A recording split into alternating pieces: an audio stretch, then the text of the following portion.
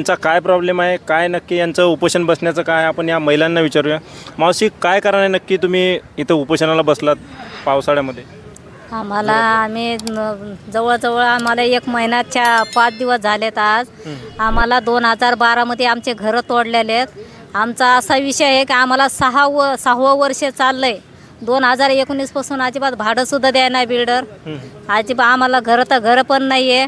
आणि आमचे 2 बुद्धविहार पण तो द्यायला झाला आहे. मग अक्षरशः त्याला कितीतरी आम्ही म्हणजे त्याला हे करतो तर ते आम्हाला अजिबात घर द्यायना, आम्हाला भाडंसुद्धा द्यायना. अक्षरशः आम्हाला रोडवरती टाकलं आहे. अक्षरशः कोणाचे नवरे मेले तर अक्षरशः माझा मुलगासुद्धा मेला आहे. आता 18-19 वर्षाचा मुलगा मेला आहे माझ्यावाला. म्हणजे अक्षरशः आमचं घर असून म्हणजे आमची सोन्याची धरती तुला दिली. आमचे गाढव म्हणजे सोसायटीवाले, आमच्या सोसायटीवाल्या, कारण विश्वास आम्ही त्यांच्यावरती टाकलेला होता की चला बाबा आम्हाला हे झोपड्याचं आडवीची उभी झोपडपट्टी होती म्हणून चांगल्या गोष्टीनं आम्ही ह्या कारणाने दिलेलं आहे त्याला. पण अक्षरशः असं केलं आम्हाला की म्हणजे आमच्या घरातून आमचा अधिकार आम्हाला बाहेर रोडवरती टाकलेला आहे. म्हणजे आमचा अधिकार कोणाकडेच नाही का. अक्षरशः म्हणजे आम्हाला आस अशी लागली की जर समज आम्हाला जर मुख्यमंत्र्यांनी किंवा आम्हाला सचिवनं कोणी जर भेट दिली, आमचा अक्षरशः गरिबांचा जर हे अधिकारच जर उचलला गरिबांचा तर आम्हाला चांगलंच वाटेल. म्हणजे अक्षरशः म्हणजे आम्हाला रोडवरती फेकल्यासारखं झालं आहे. म्हणजे आम्हाला आमच्या इलेक्शनच्या टायमाला आमचं वोटिंग सरकारला गोड लागतं आहे. म्हणजे आमच्या घर त्यांना गोड लागत नाहीत का आता. म्हणजे आम्हाला असं बाहेर फिरवायचं आहे का त्यांना. म्हणजे असं सरकारला असं वाटतं आहे का हे बाहेर फिरायचं आहे का. म्हणजे अक्षरशः म्हणजे आम्ही पत्रव्यवहारसुद्धा या साऱ्यामध्ये पाठपुरावा असं 2012पासून पाठपुरावा चाललेला आहे. पण अक्षरशः शिव पण आमची दखल घेत नाही ना. आम्हाला आमचा वाली कोणी नाही आहे. नाही, ते घरं तोडायच्या आधी बिल्डरनी कोणासोबत बोलणं झालं होतं? तुमची घरं तोडणार आहे किंवा नवीन देणार आहे असं कोणासोबत बोलणं झालं होतं का? सोसायटी नेमलेले आहे. सोसायटी नेमलेले आहे. तर सोसायटीनं आम्हाला आश्वासन दिलं होतं की बिल्डर आपल्याला झोपडी तोडायला लागला, आपल्याला माडी भेटायला लागली म्हणून ते आश्वासनवर म्हणजे आम्ही सोसायटीवर आश्वासन ठेवलं होतं ना की चला बाबा झोपड्याचं आम्हाला चांगली माडी भेटते तर चांगल्या याच्यावर भेटते. आणि अशा अक्षरशः म्हणजे अर्ध्या लोकांना घरं दिलेत आणि 350 लोक म्हणजे बेघरत सध्या. मग आता तुम्ही राहता कुठे? आता स्वतःचं घर आहे की भाड्याने राहता? काय परिस्थिती आहे तुम्ही? आता सध्या आम्ही बाहेर भाड्याने राहतो. म्हणजे आता स्वतःचं म्हणजे काचपत्रा वेचणारे सगळे गरीबात, असे कोणी नोकऱ्या पाण्यावाले नाहीत आणि कोणी कशा याच्यामधलेच नाहीत. अक्षरशः म्हणजे काचपत्रा म्हणजे रोजचं शेर आणायचा आणि त्याच्यामधनंच भाडं द्यायचं आणि चिल्यापिल्याला घालवायचं. मग आता याची मागणी तुम्ही बिल्डरकडे केली नाही का बाबा आमचा विश्वासात केला की सोसायटीवाल्याकडे का बोलणार नाहीत का तुम्ही? सोसायटीवाले एवढे हरामीत ना सोसायटीवाले, कारण बिल्डर पैसाच पुरवत आहे ना त्यांना. बिल्डर पैसा पुरवतोय म्हणून आम्हाला सोसायटीवाले उभा करत नाहीत. आम्हाला सोसायटीवाले अजिबात उभा करत नाहीत. आणि आम्ही कसं आहे कायद्यानेच घेणार. आम्ही कायद्यामध्ये उतरलात ना तर कायद्यामध्येच घेणार आम्ही. आमची ही मागणी. तुमच्यावर अन्याय झाला आणि विश्वासघात झाला, आता हे मागण्या पूर्ण नाही झाल्या तर काय पुढची भूमिका कशी असणार आहे तुमची? पुढची भूमिका आमची अशी असणार आहे. एक तर आम्ही मुख्यमंत्री उद्धव ठाकरे ज्या टायमाला होते त्या टायमाला आम्ही मंत्र्यालयामध्ये आत्मदहनचा इशारा दिला होता आणि आम्ही केलं पण होतं तिथं.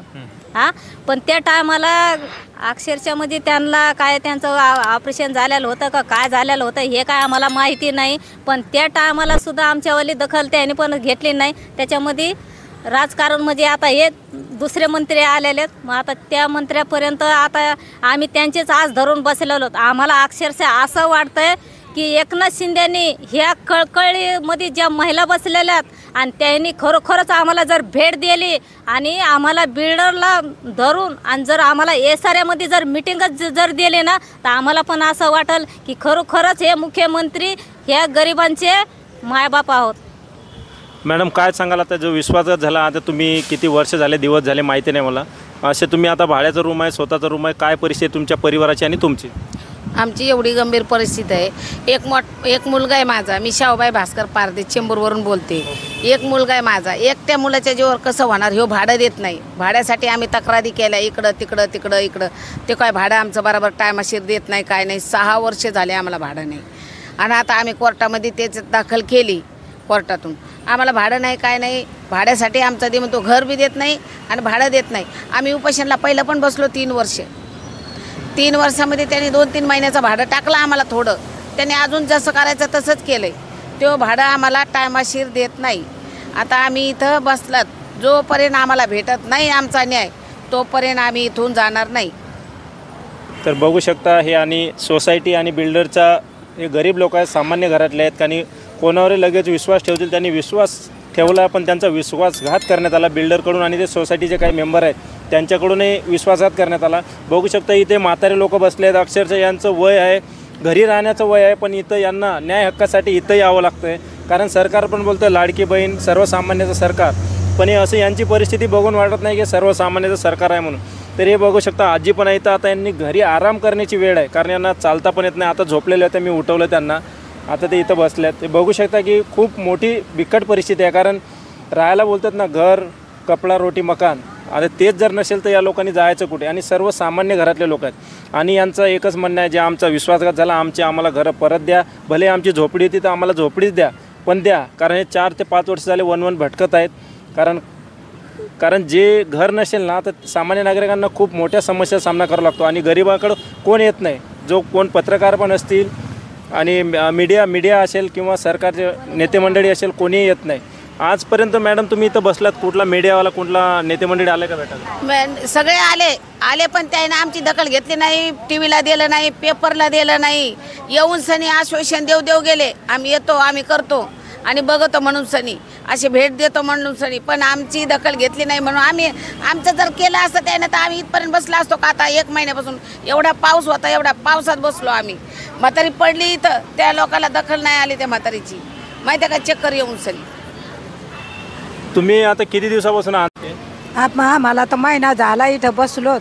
काय कोशिश करतो, काचपत्रा येचून सनी घरं कमवलं भाऊ. ते घरं भेटत नाही म्हणल्यावर तोडायच्या टायमाला म्हणे की तुम्हाला घरं देऊच हे करू, आणि नाही द्यायना म्हणलं, काहीच द्यायना नाही. मरून राहिले तरी आमची कदर येत नाही. रडे मी त्या कमिटीवाल्याजवळ बी आणि याच्यापाशी बी सरकारापाशी पण रडे की भाऊ आम्हाला घर द्या, आम्हाला काही लागत नाही. आता सध्या मी काचपत्रा यायचे ते आणि भाडं भरते, लेकाला काम नाही. ते काय डायबिटी का काय झाली, लेक घरामध्ये पडेल आहे, लेकाच्या मागं 4 लेकरं आहेत. कसं ढकवते मी, माझ्या जेवायलाच माहीत आहे ना. आता इथं महिन्यात झाला इथं बसलो तर भाडं नाही तोडं नाही. लोक म्हणतो आता काय करायचं आपण, म्हणून सनी इथं बसलो. या पावसामध्ये एवढं फुगलंय, म्हातारीचं यायला दखल आला नाही हातामध्ये. या पावसामध्ये इथं पडली म्हातारी गेटवर, पण हवालदार लोकांना सुद्धा ते बघितलं नाही. काय एवढे सरकार काचा पत्र्यानं धंदा करून सनी हे का ऑपरेशन एवढं झालेलं आहे, पण या लोकांना दखल येत नाही ना, आमची कदर येत नाही. हातात वडा पाय पडा.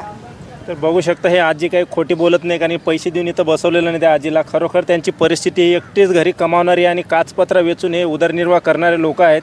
आणि यांचा मुलगा आहे, त्याला डायबिटीज आहे, तो पण काम करू शकत नाही. घर चालतं आहे फक्त आजीवरती, कारण ते स्वतः जर घर असेल भले तिला 100 रुपये 50 रुपयाचा भेटला काचपत्र तरी त्याच्यावर त्याचा निवारा होतो, पण घर रूम भाडं ते भरायलाच आहे. कारण रूम मालिक त्याचंही बरोबर आहे, कारण तो भाड्यावर त्याचंही पोटभार असतो, त्यांचा उदरनिर्वाह चालतो. कारण हे उपाशी राहतील पण ते रूम भाडे यांना भरावंच लागणार आहे. भले ते घरी बसो, काचपत्र मिळो नाही मिळो, हे उपाशी राहो काही घेणदेण नाही, पण यांना रूम भाडं ते महिन्याला द्यावंच लागेल. तर सरकारनं यांनी विनंती केली की आमच्या जे झोपड्या जे पहिल्या होत्या तशा जरी दिल्या आम्ही त्याच्यात समाधान आहो, पण हे नाही भेटलं तर आमचं हे उपोषण चालू राहणार. हे आजी पण इथं सांगत होत्या पावसात पडली होती, इथं हाताला पण लागलेलं. अक्षरशः त्या आजीला बघून माझ्या डोळ्यात पाणी आलं, कारण घरद्वार जर गेलं तर काय परिस्थिती सामान्य नागरिकांची ते आम्हाला माहिती आहे, कारण ते आमच्यावरून ती वेळ गेलेली आहे. म्हणून सरकारला यांची विनंती आहे की आमचं जे झोपडी आहे ते आम्हाला परत द्या. नाही दिली तर आम्ही जोपर्यंत इथं मागण्या पूर्ण होत नाही तोपर्यंत इथं उपोषण चालू राहणार. धन्यवाद.